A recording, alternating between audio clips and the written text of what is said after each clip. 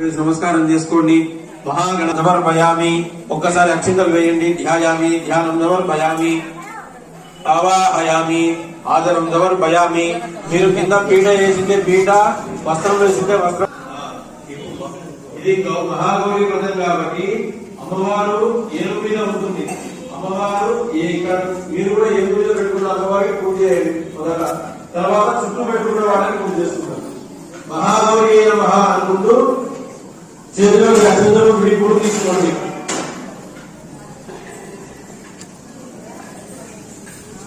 చెప్పండి. సర్వమంగళ మాంగళ్యే శివే సర్వార్థ సాధికే శరణ్యే త్రయంబకే గౌరీ నారాయణి నమోస్తుతే.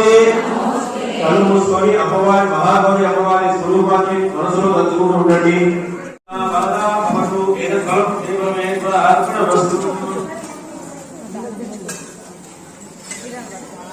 పార్వతీ నమః అనుకుంటూ ఉండండి.